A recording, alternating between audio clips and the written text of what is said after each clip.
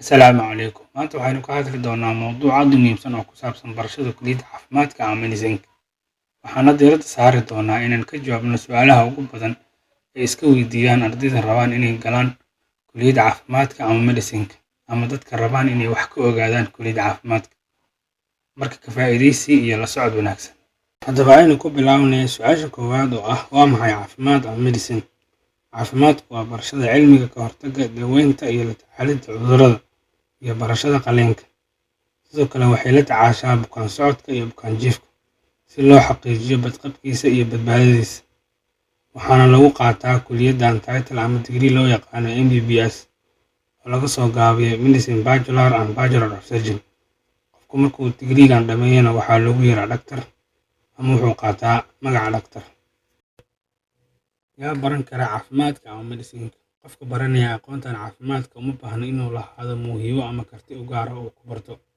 Waxaa ku filan inuu lahaado rabitaan dhab ah oo ku aadan barashadeeda cilmigan, taasoo lagala jeedo in qofka ka go'an tahay inuu bixiyo waqtiga iyo dadaalka lagama maarmaanka u ah barashadeeda. Balse haddii la eego dhanka akadeemiga ahaan, ardayga waa inuu ku fiican yahay maadooyinka biologiga, chemistry iyo xisaabta. Sidoo kale haddii la fiiriyo dabeecad ahaan, waxaa baran kara qofka leh tilmaamaha ah dabacsanaanta, deganaanta iyo tan ugu muhiimsan oo ah dhiiranaanta. Barashada cilmigan ma faham baa mise waa xifdin? Marba haddii laga hadlayo caafimaad ama medicine, waa kulliyad u baahan fahan iyo xifdin wada jira oo laguma kaaftoomi karo mid keligeed. Balse muhiimadda ugu badan waxaa leh xifdiska, maadaama caafimaadku yahay cilmi oo aysan keliya ahayn aragti qaleyl ah. Waxaase xusid mudan in waddada ugu fudud ee wax lagu xifdin karo ay tahay fahamka hore, sababtoo ah markaad wax fahamto ayaa si fudud wax u xifdin kartaa. Sidaa darteed, cilmigan wuxuu soo dhoweynayaa ardayda xifdiska iyo fahamka u saaxiibka ah labaduba. Waa imise qarashka iyo waqtiga ku baxa kulliyadda caafimaadka? Kulliyadda caafimaadka waa kulliyad ka duwan kulliyadaha kale. Waxaa ku baxa qarash aad u fara badan marka loo fiiriyo barashada culuumta kale. Sidoo kale waxaa la daraaseeyaa sanado ka badan sanadaha kulliyadaha kale. 6 ilaa 7 sano ayay qaadataa daraasaynteedu, taasoo ka dhigan inay kulliyaddan ahayn mid iska fudud. Sidoo kale waa kulliyad qofka barta gacanta loo gelin doono jirka bini'aadamka iyo noloshiisa, taasoo ka dhigaysa in qofka la hubiyo aqoonta iyo xirfadda gacmihiisa ay leeyihiin. Haddaba maxay kala yihiin takhasusaadka iyo qaybaha kulliyadda u kala baxdo?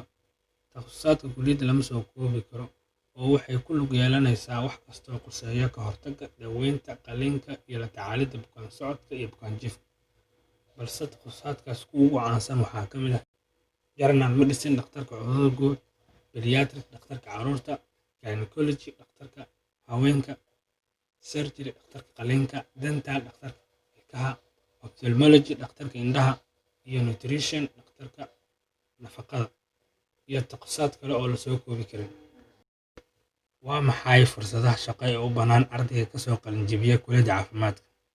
Baahida caafimaad waa mid ka mid ah baahiyaha aasaasiga ah ee bulshada. Sidaa darteed, ardayda ka soo qalin jabisa kulliyaddan waxay haystaan mid ka mid ah fursadaha ugu badan ee ka jira suuqa shaqada. Caafimaadku waa aqoon iyo xirfad isla socota, waana ay yar tahay ama maba jirto labadaas qof haysata haddana shaqo la'aan ah. Mushaharka laga qaato shaqada caafimaadka waa mid ka mid ah kuwa ugu badan ee qof shaqaalaha uu helo. Sidoo kale, xirfaddan waa mid si madax bannaan loogu shaqaysan karo. Waa xirfad iyo shaqo laga samayn karo sumcad iyo magac. Haddaba aynu isla eegno faa'iidooyinka laga helo barashada cilmiga caafimaadka iyo caqabadaha kaa hor imaan kara intaad baranaysid medicine. Faa'iidooyinka aad helayso barashada cilmigan caafimaadka waxaa ka mid ah aqoon ballaaran oo waxtar leh oo la taaban karo oo aad kasbanaysid. Farxad joogto ah maadaama aad dhibane bukaan ah caawinaysid. Magac iyo sumcad aad bulshada ku dhex yeelanayso. Hodantinimo iyo maal muuq leh maadaama aad dakhli sareeya aad helisid. Iyo tan ugu muhiimsan oo ah naxariis iyo u turidda dadka kale. Waxyaabaha taban ee laga dhaxlo ama caqabadaha ka hor iman kara intaad baranaysid caafimaadka waxaa ka mid ah waqtiga la baranayo oo aad u fog, maadaama shahaadada koowaad ee bachelorka lagu qaato 6 ilaa 7 sano.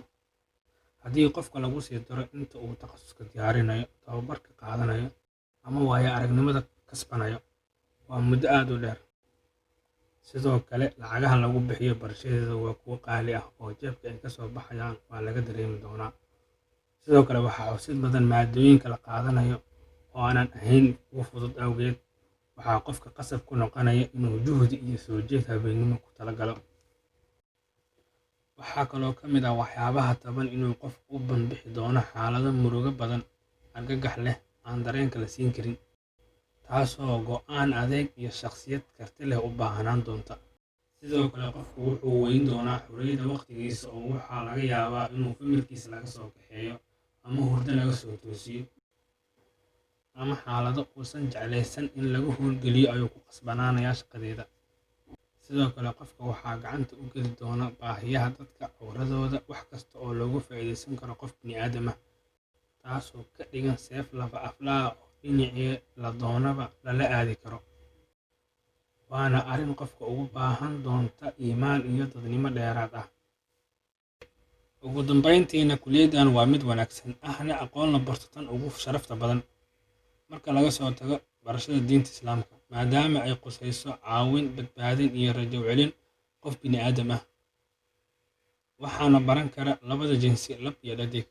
Sidaas darteed, qof walba oo danaynaya inuu barto wuu baran karaa, wuuna ka guul gaari karaa insha Allah. Waxaan rajaynayaa inaad wax badan ka faa'iideen fiidiyogan. Waxaan idiin rajaynayaa nasiib wacan iyo guul. Fadlan haddii aad ku cusub tahay channelkan, subscribe saar. Haddii aad ka heshay fiidiyogan, la wadaag saaxiibadaha ama dadka kale. Mahadsanid.